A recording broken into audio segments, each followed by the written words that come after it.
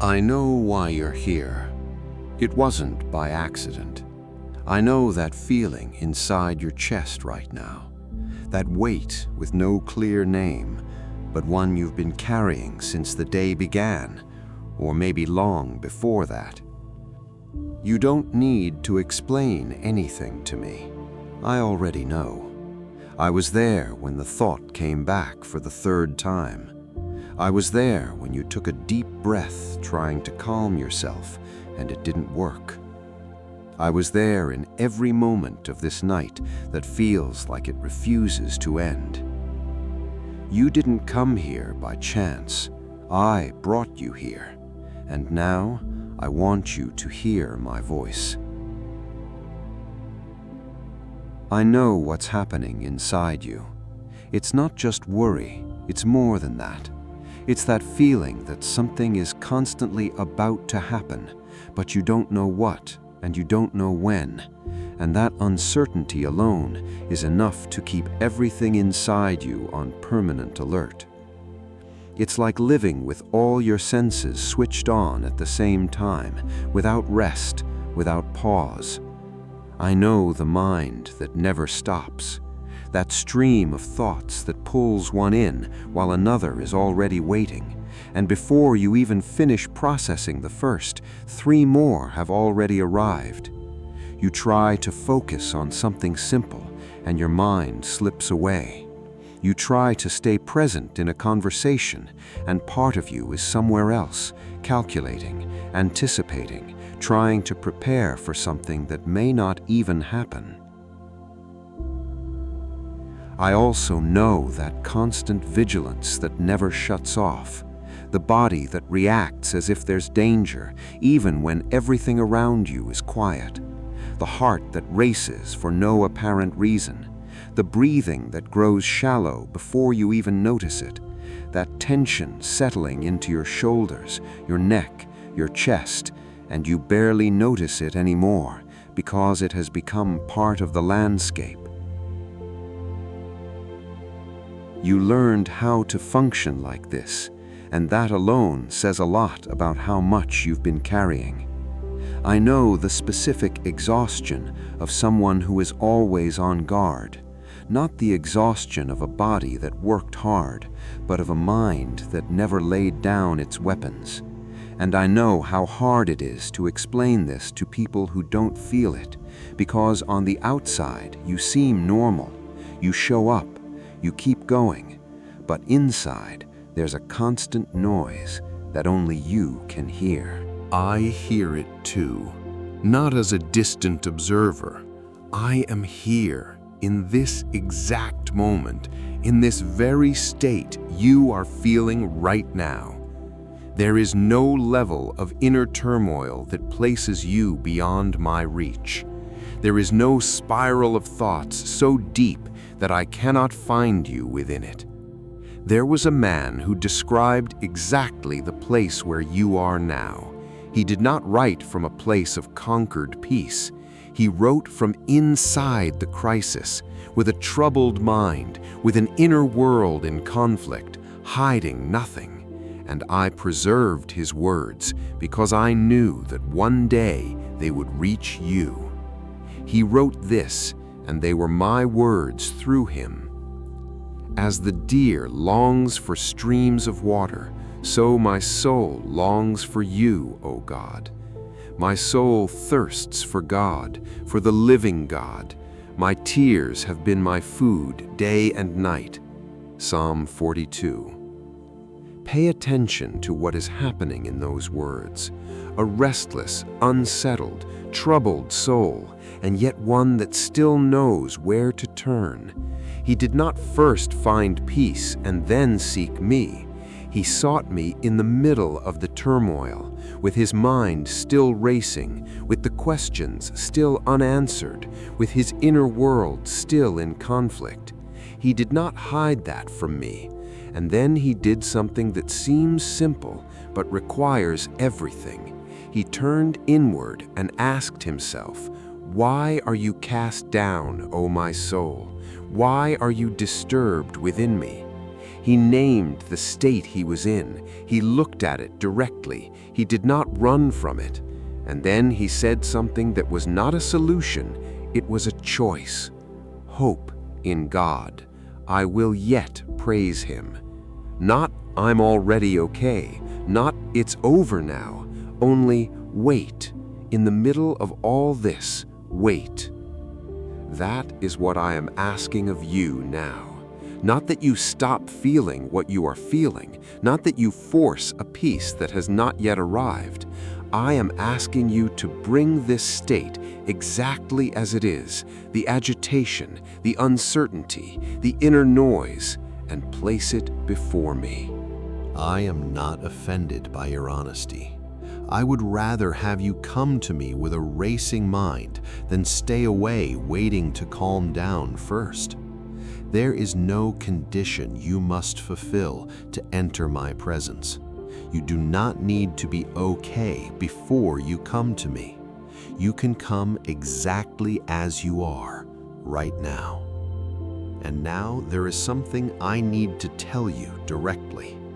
I was not caught by surprise by what you are facing. Before this anxiety even had a name inside you, I was already here. Before the first racing thought arrived, before your chest tightened for the first time, before you began carrying this weight, I was already present. I did not arrive afterward. I never left. And now I tell you directly, do not be afraid. Not because what you feel is not real. It is real. I am not minimizing anything happening inside you right now. I am saying that there is something greater than this state, and that something is me, and I am by your side. There are words I placed in the heart of a man thousands of years ago, and I place them once again in your heart now. God is our refuge and strength, a very present help in trouble.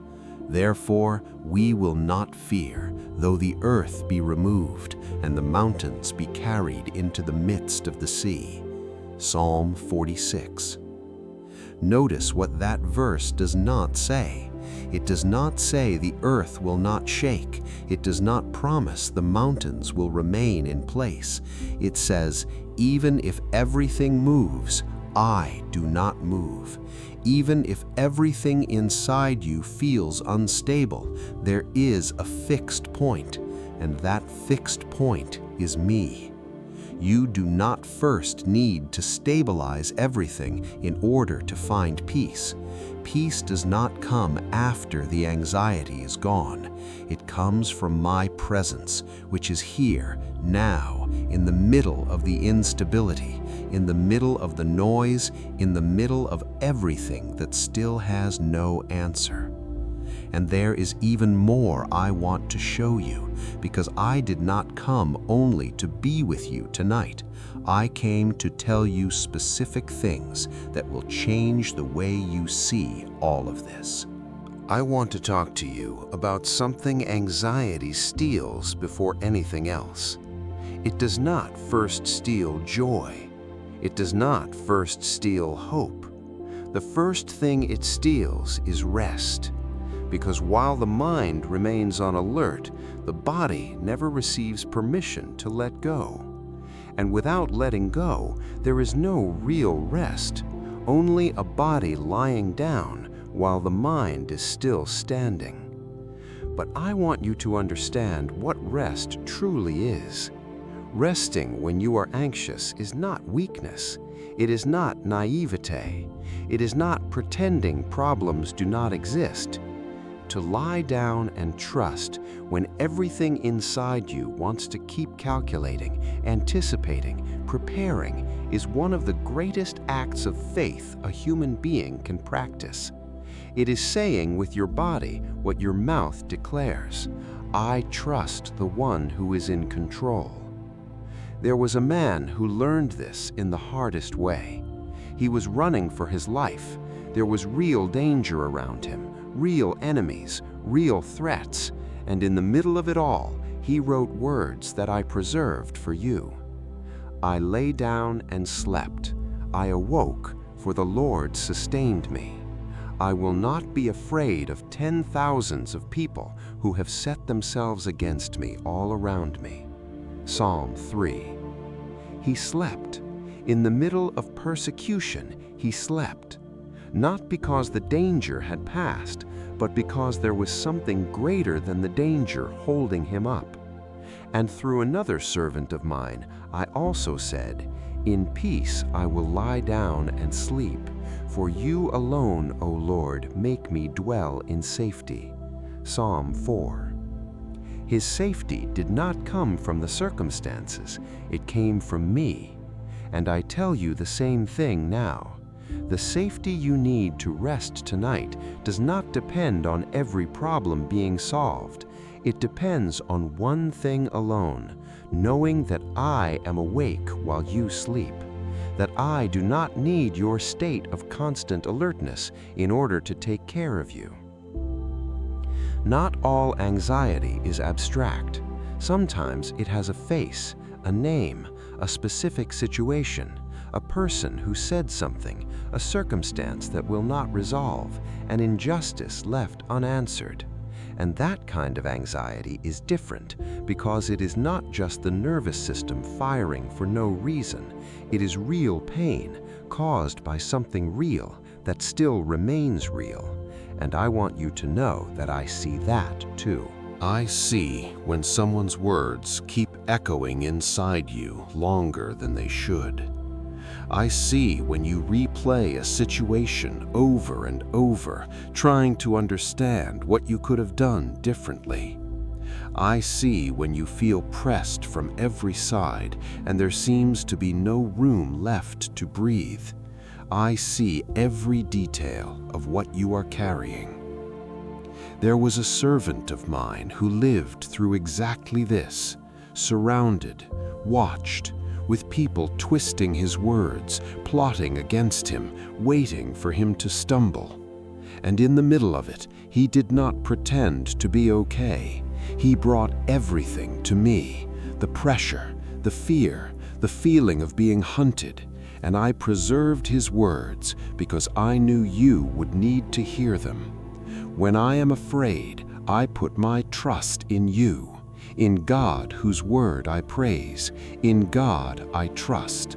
I will not fear. What can flesh do to me? Psalm 56. Notice the sequence. He did not say, "I have no fear." He said, "When I am afraid."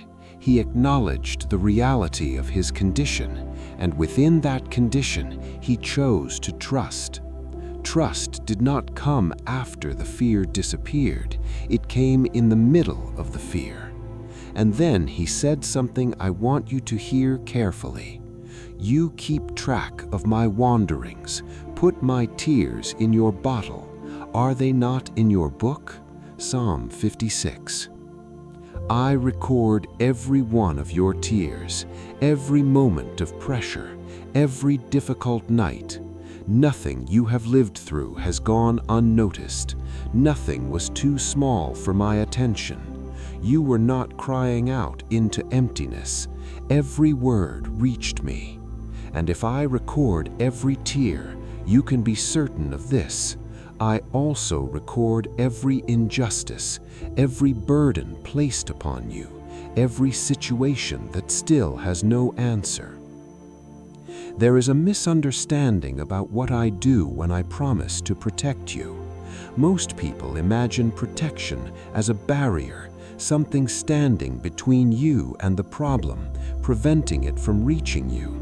And then, when the problem arrives anyway, the conclusion is that the protection failed. But I never promised to remove the valleys from your path. What I promised was something different and far greater. I promised to walk into the valley with you. Think about that for a moment. Not a God who watches from a distance while you pass through the hard place. Not a God who waits on the other side until you make it out. A God who comes down to where you are, in the middle of the darkness, in the middle of the uncertainty, in the middle of what you fear most, and walks beside you every step of the way. That is my protection, presence, not the absence of danger. I said this through one of my most beloved servants, and I say it again to you now. The Lord is my light and my salvation. Whom shall I fear? The Lord is the strength of my life. Of whom shall I be afraid? When the wicked came against me to devour my flesh, they stumbled and fell. Psalm 27. He declared that while the enemy was still advancing, the light did not depend on the circumstances being resolved. It depended on me, and I was already there. I want to tell you what it truly means for me to be your shepherd. Not in the religious sense you have heard so many times that the words have lost their weight. I want to tell you what it means in practice, for you, right now, in the very state you arrived here in. A shepherd does not guide the flock from a distance. He goes ahead of them. He knows each sheep by name. He knows which one is weaker, which one is afraid, which one needs to be carried. And when one gets lost, he does not wait for the sheep to find its way back on its own. He goes after it. He leaves the 99 and searches for the one. You are that one. And I said it in a way I want you to hear as if it were the first time. The Lord is my shepherd. I shall not want. He makes me lie down in green pastures. He leads me beside still waters. He restores my soul. He leads me in paths of righteousness for His name's sake. Psalm 23. Notice what I do. I make you lie down. I do not wait for you to find rest on your own, because I know that when anxiety is present, rest does not come naturally. I lead you into it, gently, without hurry, without judging you for not having arrived there yet. And then comes the verse I need you to hear with all your attention. Even though I walk through the valley of the shadow of death, I will fear no evil, for you are with me. Your rod and your staff, they comfort me. Psalm 23. The valley of the shadow of death. I want you to understand what that is. It is not necessarily the end of physical life. It is the place where hope seems to have died. It is the place where the darkness feels so thick that you cannot see the next step. It is the place where anxiety grows heavier, where the future feels closed off and the present feels unbearable. That is the valley. And I did not say you would never enter it. I said that when you do, I am there. Not waiting on the other side, not watching from above. Inside it, with you, every step of the way. The rod and staff that comfort are not instruments of punishment. They are instruments of shepherding. The rod that guides, the staff that supports. I am not pushing you through the valley. I am leading you through it. And there is a promise that closes this psalm that I want to engrave upon your heart. Surely goodness and mercy shall follow me all the days of my life. Psalm 23. The pursuit that anxiety imitates, that feeling that something bad is always chasing you, I replace it with another pursuit. Not danger following you, my goodness following you, my mercy following you, every single day, without exception, without expiration. You are not being hunted by evil. You are being followed by me. There are moments when anxiety is not loud. There are moments when it appears as a heavy silence, that feeling of being at your limit, yet unable to even put into words what you are feeling. A heart full of something that cannot find a way out. A voice that disappears precisely when it is needed most. I know that place too, and I want you to know that even when you cannot articulate anything, when all you have is a confused feeling and a weight with no words, it still reaches me. I do not need complete sentences. I do not need perfectly organized prayers. I hear what lies beneath the words. There was a servant of mine who came to me exactly like that, from the depths, without eloquence, carrying only the weight. And he said, "From the ends of the earth I cry to you when my heart is overwhelmed. Lead me to the rock that is higher than I." Psalm 61. From the ends of the earth, when the heart is overwhelmed, that is the lowest point, and even from there he cried out, and I heard him.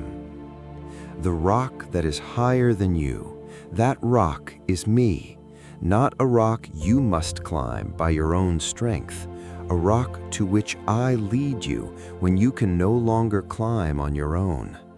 And then there is something I want you to understand about the rest I offer. My soul, wait only upon God, for my hope comes from Him. He alone is my rock and my salvation. He is my high refuge. I shall not be shaken. Psalm 62. Notice the word only. Do not wait for circumstances to improve first. Do not wait for the people around you to understand. Do not wait until you have fixed yourself. Wait only on me. And there is an instruction I left in that same psalm that may be the simplest and deepest thing I could ask of you. Pour out your heart before Him.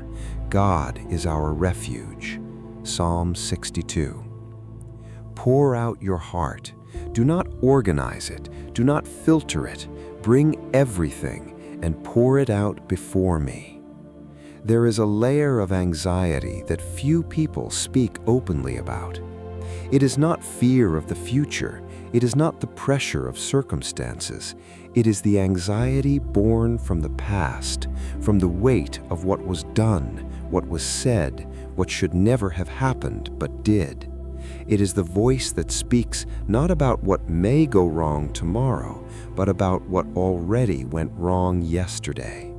And that weight, when left unresolved, mixes itself into everything. It contaminates the present, darkens the future, and creates an inner tension that seems to have no visible source, yet has very deep roots. Because there is something especially cruel about anxiety rooted in guilt. It convinces you that you do not deserve peace, that rest is only for those who are settled, for those who got everything right, for those who have corrected themselves enough. That is not true. And I will tell you the truth now. As far as the east is from the west, so far has He removed our transgressions from us. As a father has compassion on his children, so the Lord has compassion on those who fear Him. For He knows our frame. He remembers that we are dust. I remember that you are dust, not as an accusation, but with compassion. I do not have unrealistic expectations about your fragility. I know it better than you do. And even knowing every weakness, every failure, every moment when you were not who you should have been, I removed it completely, as far as the east is from the west, never to return. You can let go of the weight of guilt now, not because it was not real, but because I have already dealt with it. The price has already been paid. Carrying what has already been paid for is not humility, it is distrust in my finished work. Let it go. I have already paid for it. I never sleep. That is not a metaphor. It is an absolute truth about who I am and about what that means for you right now. While you close your eyes, I remain awake. While your mind finally rests, I continue. While you release control, I let go of nothing. I stand watch, not because you asked me to, not because you earned it, but because that is the nature of my love for you. He will not let your foot be moved. He who keeps you will not slumber. The Lord will guard your going out and your coming in from this time forth and forevermore. You are not your worst anxious thought. You are not what fear says you are. You are not the sum of your hardest nights. I know you completely. Every thought that passed through your mind today, every insecurity you carry, every version of yourself you are ashamed to show, and still my answer remains the same. You have searched me and known me. Before a word is on my tongue, you know it completely. You are mine, completely known, completely loved, completely protected. That does not change because of what you feel. It does not change because of how loudly anxiety screamed inside you today. So now, let me take care of tomorrow. Let me guard what you cannot guard. Let me stay awake while you rest. You do not need to solve anything tonight. I am already in your tomorrow. You can rest now. If this place brought peace to your heart, share it with someone who also needs to hear this tonight. And stay, there is more I want to tell you.